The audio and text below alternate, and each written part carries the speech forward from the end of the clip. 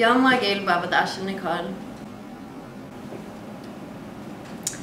קופסה לפינה של ניקול. בואו נבדוק מה יש בפנים. וואו. ספה בגלגלים.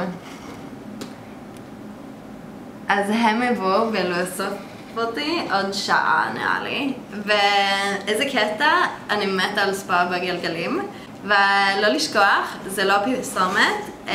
אם אני אוהבת את זה, אני אוהבת את זה. ואם לא, אז לא. Hello, Nicole? Hi. Hey, your wild carriage is ready. Come on.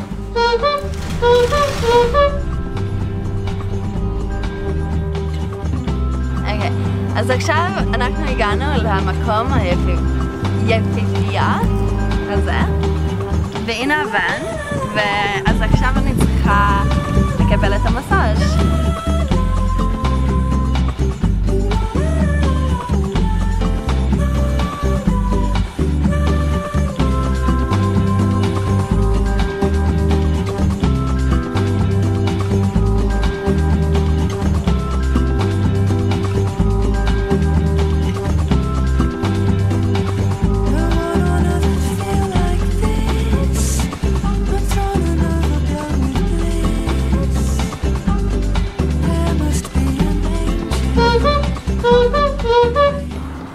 אז סיימנו את המסאז' עכשיו, אני אהבתי את זה מאוד.